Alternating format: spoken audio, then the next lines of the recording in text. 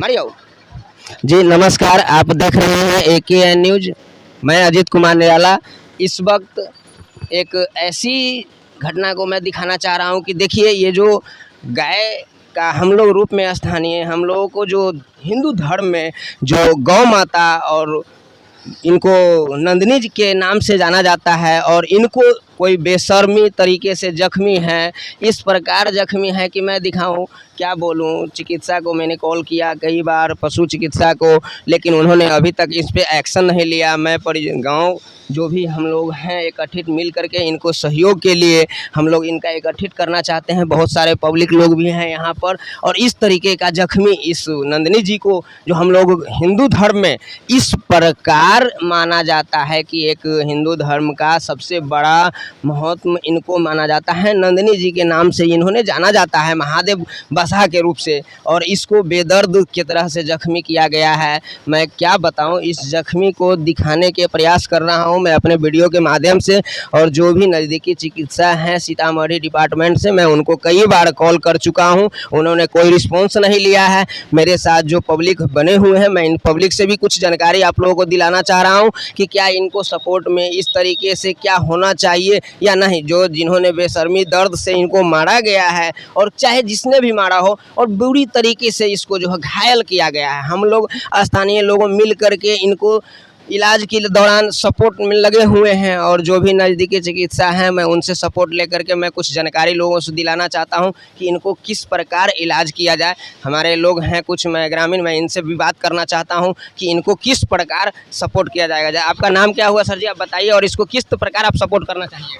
मेरा नाम महेश कुमार बेदी है, और हम चाहते हैं कि ये जो हमारे ज़िला में जो भी एनिमल हस्बेंड्री डिपार्टमेंट है इस पर ध्यान दे, और इसको सपोर्ट करने के लिए जितना जल्द हो सके यहाँ पर आए।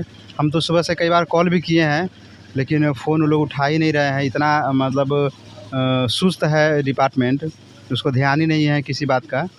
तो हम गुजारिश करते हैं कि ध्यान दे थोड़ा इस पर। और बहुत कष्ट भी ये जीव है, और इसको देखने के लिए हमारी सरकार जो व्यवस्था दे रही है उसको थोड़ा सा ध्यान में रखते हुए इससे संबंधित जो भी डिपार्टमेंट है वो आए और इनका सेवा थोड़ा करें।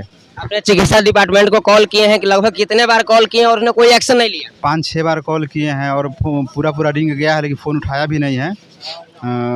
उसके बाद हम क्या कह सकते हैं? बताइए, ऐसे लोग कहते हैं कि इतने बार चिकित्सालय को कॉल किया गया है लेकिन इस पे कोई एक्शन नहीं लिया गया है, और मैं दिखाने के लिए प्रयास कर रहा हूं कि इस प्रकार यदि अगर हालात में रहे तो क्या ये जीव जा भी सकते हैं ना।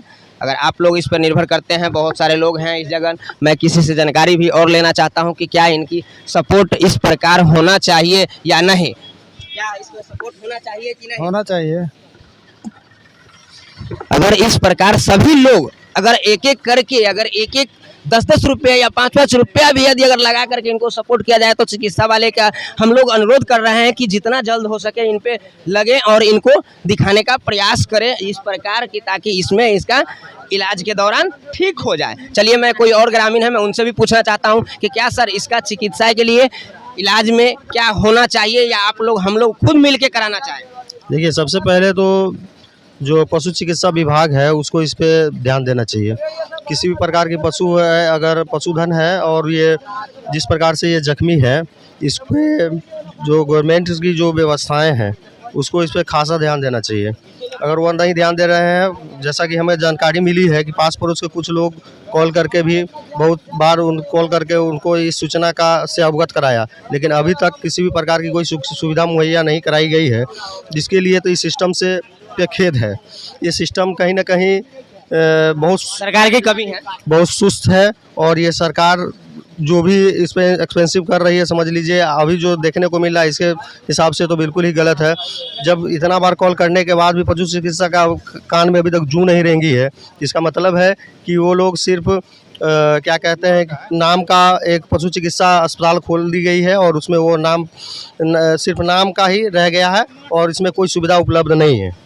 चलिए, मैं इसके लिए बहुत बहुत आभारी हूँ इनका, और मैं इन चीज़ को दिखाना चाहता हूँ कि इन घाव को आपने देखिए और किस प्रकार है जो ये महादेव और नंदिनी जी के नाम से जो जाने जाते हैं, क्या ऐसे इस प्रभाव पर उनको किस तरह के कष्ट है देख लिया जाए। मैं वीडियो में ज़रा दिखाने का प्रयास कर रहा हूँ, और स्थानीय लोग मेरे बहुत सारे हैं मेरे सामने। मैं इनसे इलाज के लिए अभी अपना तत्कालिक मैं इलाज कराने के लिए इन पर लग रहा हूँ, और आप लोग से भी क्या राय है हमें कॉमेंट में बनाएं, और कोई नए व्यक्ति हैं लाइक सब्सक्राइब शेयर जरूर करें। धन्यवाद।